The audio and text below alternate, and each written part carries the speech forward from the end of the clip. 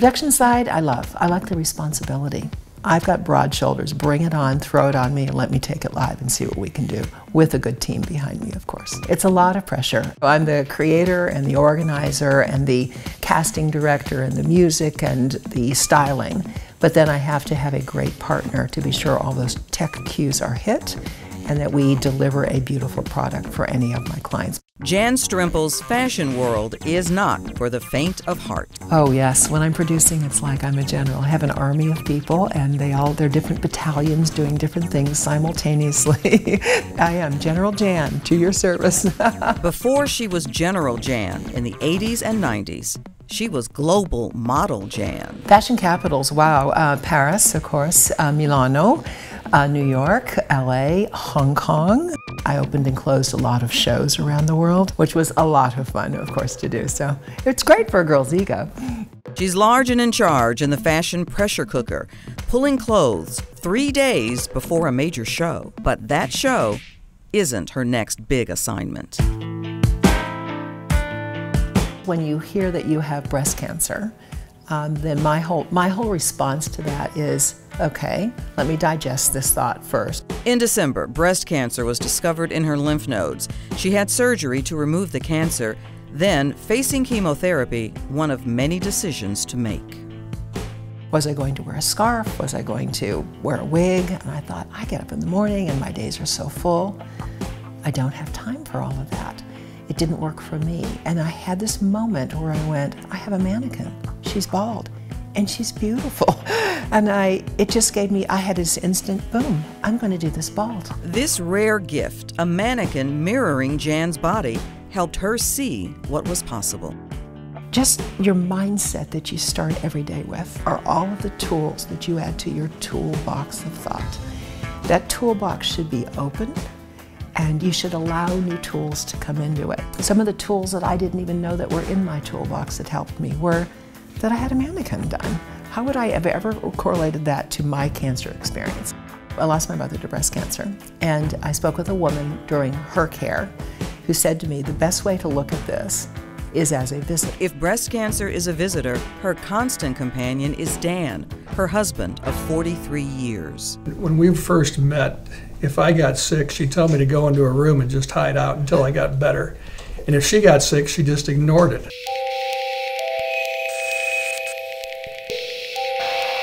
He was with me when we got the diagnosis.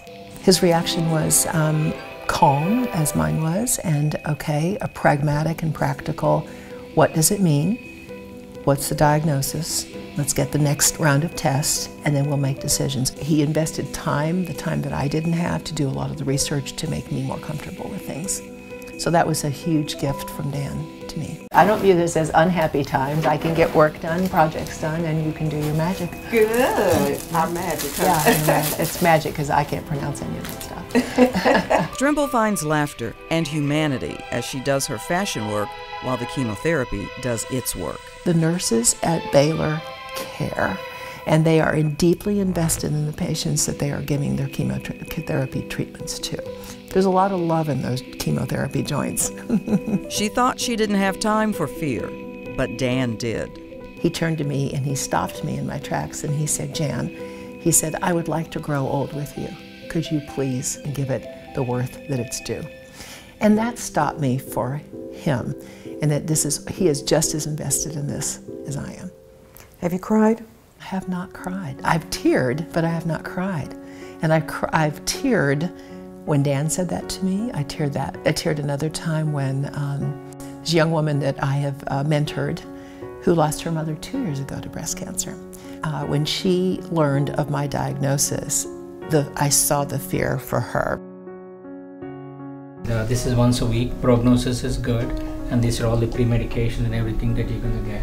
Right. She's grateful the chemo hasn't made her sick.